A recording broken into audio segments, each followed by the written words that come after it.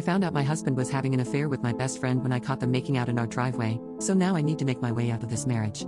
Posted by you/lovecats86.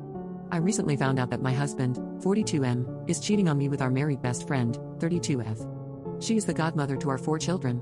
They don't know that I know, but I caught them making out at the end of our driveway when he was seeing her off after dinner with our family. We live on a small acreage and the driveway is a long way off from the main house. She had forgotten some crockery at the house, and I decided to walk it over because, for some reason, the two of them always took a while to say goodbye. Now I know why. That's when I saw them lit by her car's headlights, making out in the front seat, with our best friend sitting on top of my husband. In shock, I didn't know whether to throw her Pyrex at the car or just walk away. I decided on the latter and was too shocked to cry or be angry. When my husband got back, I had to pretend like everything was normal. I know it's stupid, but I couldn't sleep that night and decided to go through his phone. She was obviously under a pseudonym, but I found a handful of their messages dating back 2 or 3 years. Her husband doesn't know, he's currently posted overseas as a diplomat. I'm sick with rage and betrayal. I'm lost and have no idea what steps to take next. Edit. I don't live in the US but in Australia. Technically, I can't file for divorce immediately, as you need to be separated for 1 year and 1 day to file officially. My now ex-best friend just recently returned to the country. Her father has cancer, after being posted overseas with her husband. The dinner was to welcome her home, and what a welcome. There are some comments here about the headlights illuminating them. Sorry, I meant overhead lights. As for what I'm going to do now, a part of me just wants to confront my husband and see what lame excuse he has. But I need to get away from him. This level of betrayal physically hurts.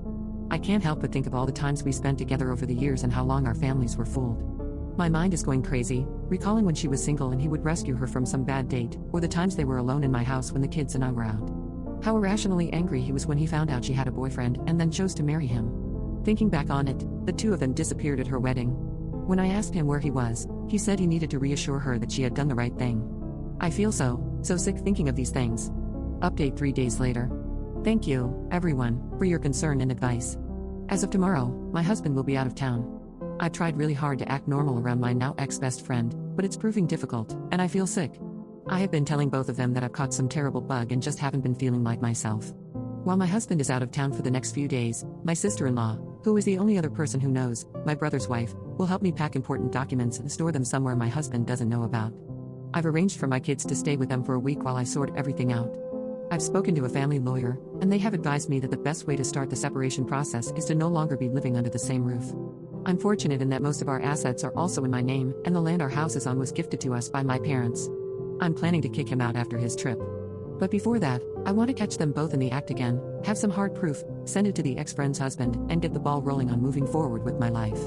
I'll update you on what happens after the confrontation. Second update 6 days later. My husband came home 2 nights ago from his trip. While he was gone, I had organized a lot of the important documents, for example, financial, birth certificates, passports, anything that he could potentially use to try and get more than what he deserves. They are now safely stored, and my kids have been staying with their aunt and uncle for the past few days. I had packed all my husband's things, and he has been really good at keeping his tracks clean because there was no evidence of his affair among his stuff. I placed all his belongings in the garage, ready for the confrontation with him. I was super nervous because I wasn't sure if I was making the right decision. Once he came home, I remembered seeing him kissing our best friend. I remembered the deep hurt they had caused. I was in our kitchen when he came home, and he knew straight away that something was wrong. During that week, I had been distant, had barely answered his texts, and had screened his calls. I did answer every now and then and gave the kids a chance to speak to their dad. He asked me why I hadn't been responding to his texts, and he tried to kiss me, but I turned away. Before I knew it, the first thing that came out of my mouth was, "I want a separation." I have to admit that he didn't look very surprised when I said it. He nodded his head and said, "What do you know?" That was just a punch in the gut, because I wanted him to deny it or say something like it was a one-off thing. I asked him to tell me everything, like when it started, and he said they began about 10 years ago. At first, it was flirtatious messaging and a sneaky kiss in the office when they briefly worked together, and the affair was on and off. She apparently always felt guilty, and her way out of that was to marry the next man who was interested in her and proposed. He admitted that they had sex on her wedding day and that when he is out of town, they meet. At this point, I couldn't breathe, and I was sobbing. I hated that the next words out of my mouth were, "Did you even ever love me?" He hesitated and said, "Yes, of course, but I was never in love with you the way I was with her." I cleared my throat and told him that he should tell her husband. There is no point hiding it anymore. I told him that all his stuff was in the garage and that he could find somewhere else to stay.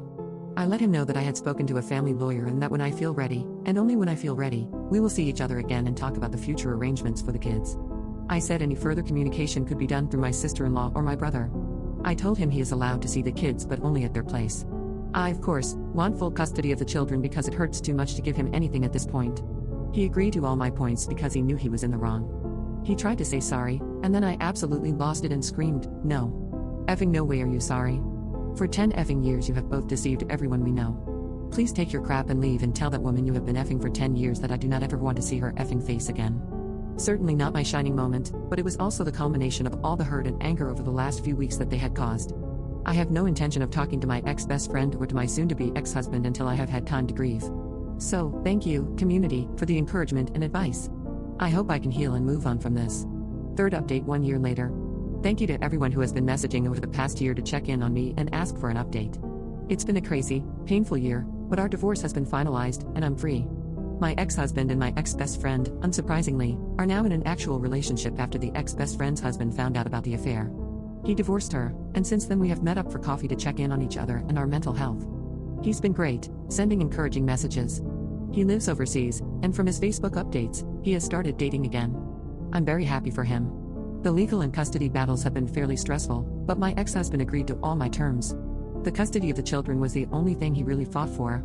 I have custody of the kids, and he sees them on the weekends. The kids, along with me, have all been going to therapy separately. My ex-husband wants to see them more, and during school breaks, the kids have the choice to stay with him or me. They have been good about it, staying with him for a week or so and then coming back to their mommy. Apart from necessary conversations, I steer away from my ex-husband and the ex-best friend. It still hurts so much, and I understand that it will take time to heal. But I am letting go because I don't want them to have that level of influence over my life. I decided to sell the property we were living in and move closer to family and friends because, as you know, it takes a village. I have been extremely grateful for the support I have received over the past year. I'm tearing up just writing this, knowing that I couldn't have gotten through all of this without my loved ones. As for myself, I'm happy overall, still a work in progress but grateful for life. The kids and I have been enjoying life, and when we have the time and the money, we try to take little trips here and there so the traumatic events of the divorce don't linger and can be replaced by good memories. Memories where they spent road trips and adventures with their mom.